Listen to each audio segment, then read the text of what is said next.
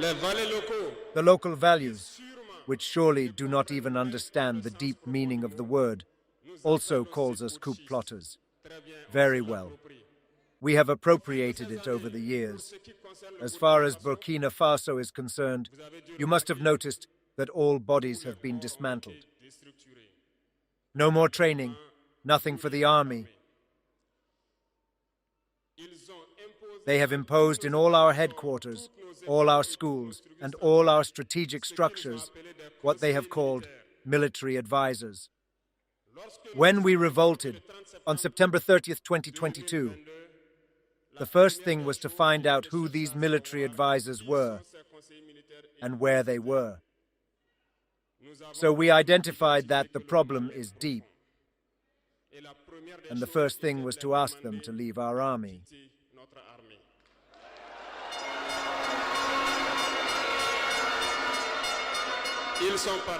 They left. And what I was telling you not long ago, you can't hope to find your lost object by calling on the one who stole it from you to come help you look for it.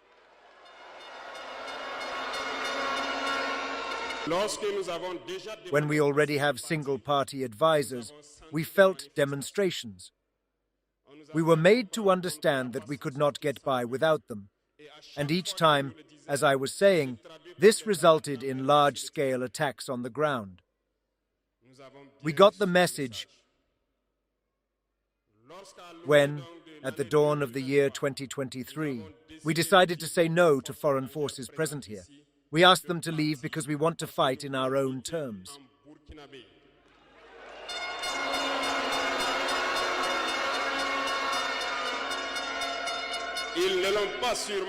They probably didn't appreciate it. But why is he coming to our lands? We prefer to fight ourselves. We asked them to go back to their homes. Unfortunately, I say to you here today, as I like to say, the colonization has returned. There are still salon slaves who haven't understood. In their time, military officers wrote to us and approached us to tell us that it was a very bad decision and that we wouldn't last 2 months. Files were written. We were passed these files to do a strategic analysis of their thinking. We said, either we are sovereign or we remain slaves forever and far away.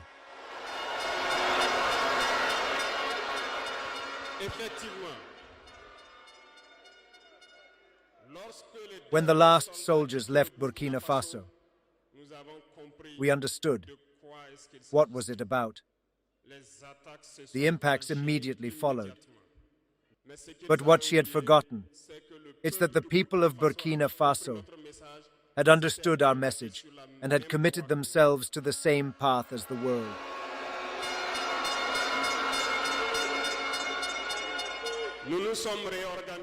We quickly and suddenly reorganized ourselves. We noticed that all dormant terrorist cells woke up in Burkina Faso. We reorganized the army as quickly as possible, at an unprecedented speed. We created several units, and even if several others are to come, we equipped them. And today, this equipping continues, because in the coming days, in the coming months, what you will see coming to Burkina Faso must make our army a power to be feared.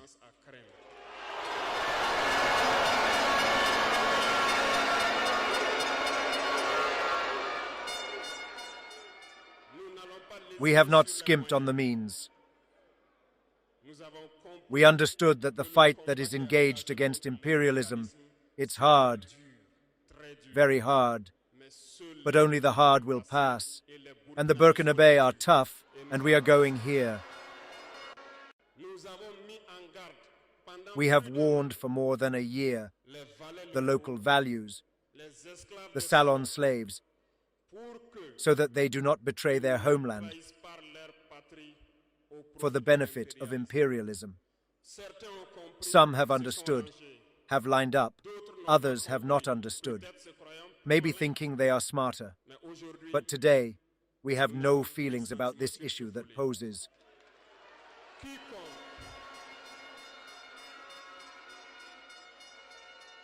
Whoever is going to betray his homeland for the benefit of imperialism, he will be treated as such.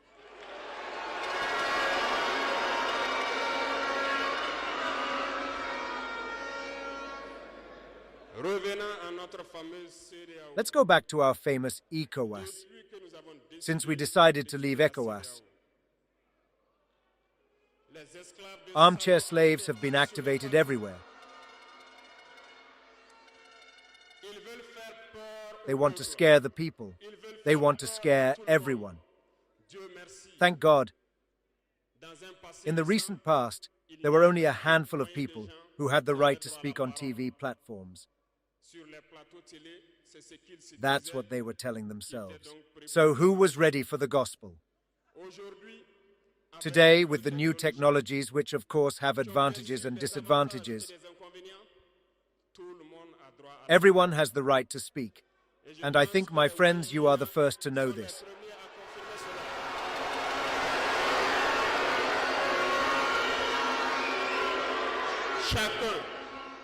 Each one, everyone can have their analysis of a situation. We can certainly be wrong. But when you come to us to understand, we are open to explain the steps. Here, we will explain to you why we left this ECOWAS and where we are going next.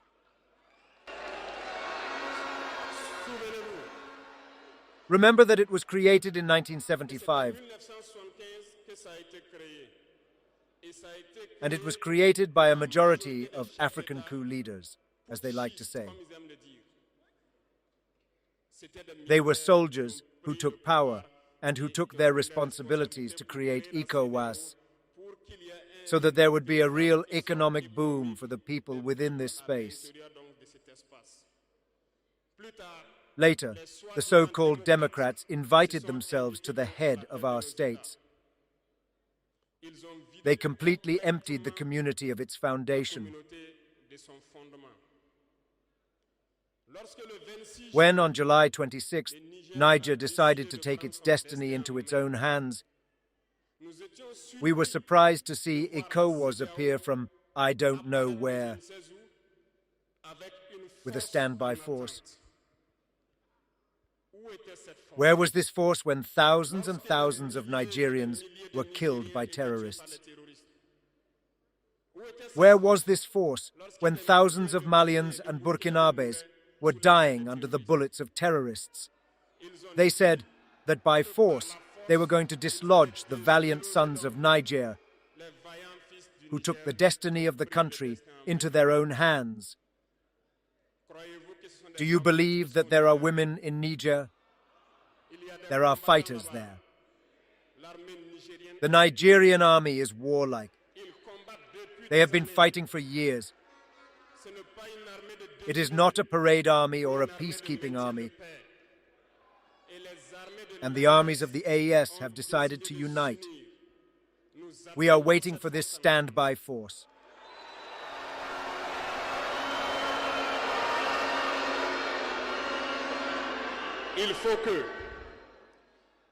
This so-called Democrat must understand.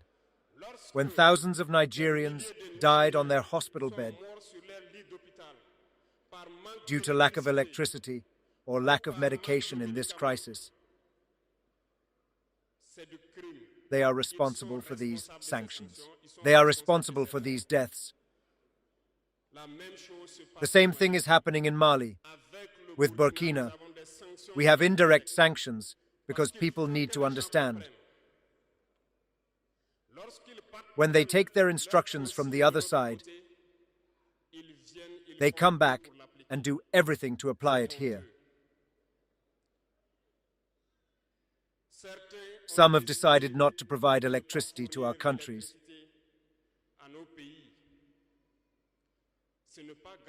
It is not free, and we pay for it, and this helps their economy.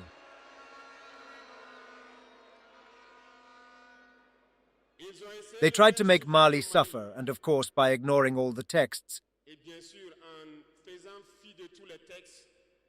and no longer providing electricity to Mali, hoping that the population would revolt. It doesn't work. When this lasted, some were forced to make their own people pay by increasing the cost of electricity.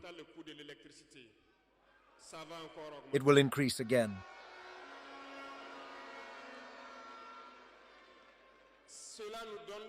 This teaches us several lessons.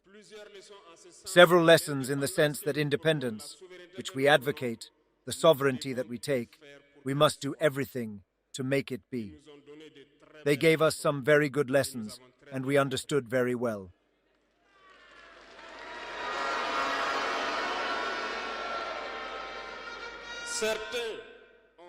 Some have closed their doors, which, by the way, goes against all international texts because you cannot close the doors to a landlocked country. They did it. They violated the texts. The international community has not said a word. Nobody talked about ECOWAS. But in the ports, we do not transit our goods for free. We pay.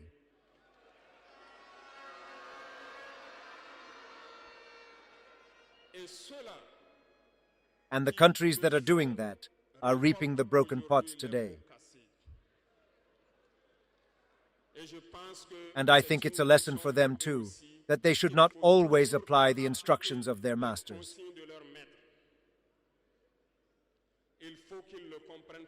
They need to understand this forever.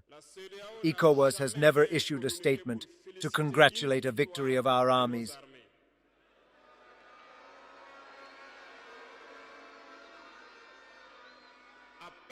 Hardly. It even condemns with the tip of its lips, and very rarely when there are massacres.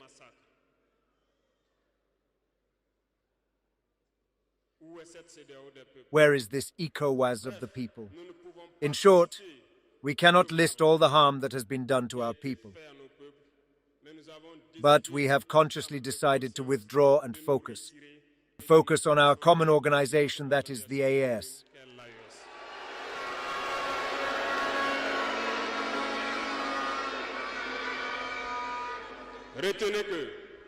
Remember, there is no fear. Because in perspective, and by getting to work, we have noticed one thing recently.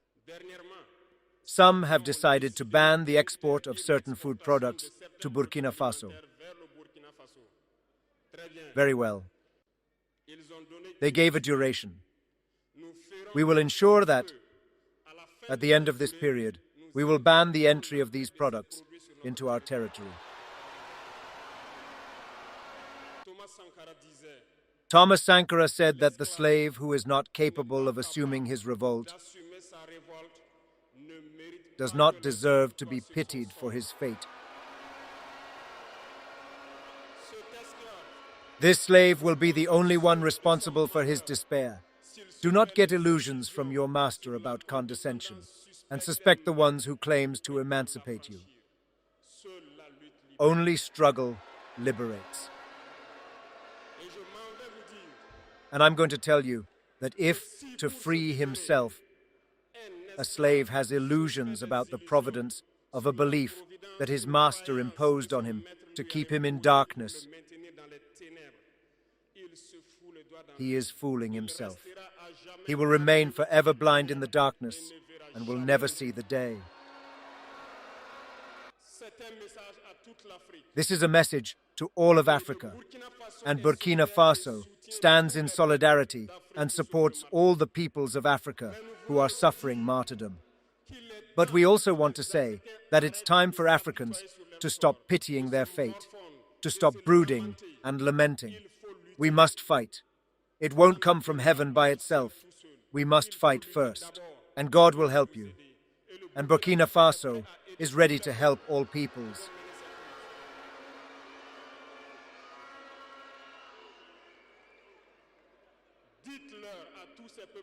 Tell all the peoples who are fighting. It's time they tell the truth to their leaders. In Burkina Faso, when it came to our contribution to equip our army, the deputies have no more salary. Today, they only have session allowances. The minister's salary has been reduced to the maximum, and the people contribute. You cannot fight and want the leaders to be an insulting luxury.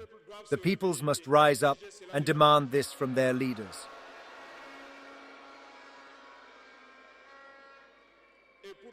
And to conclude, I therefore call on all the peoples of the AES to remain united and in solidarity. All suffering has an end. The struggle we have embarked on is hard, but we must keep our heads on our shoulders because the fatal weapon of imperialism remains manipulation through communication. Know how to recognize local values. Know how to recognize salon slaves. Know how to recognize everything about the sneaky force to come and sell you false information. For yourself, stay calm and not divide yourself. Because imperialism has 1,000 tricks in his bag. You must be vigilant. Vigilant and very vigilant. Thank you to the people in the different cities who watch day and night to keep our homeland upright, and therefore pay tribute every day to the FDS and the soldiers who are fighting at the front. Thank you very much for your attention. Thank you to all those who have come here so that we can talk. Thanks to those who are outside, who could not get inside our homeland. Ibrahim Traoré, president of Burkina Faso, is quickly becoming the central voice of the Sahel Alliance, which includes Burkina Faso, Mali, and Niger. In his speech, Traoré pushes back against how Western powers, especially France, portray leaders like him. He says they are often labeled coup plotters simply for rejecting foreign control.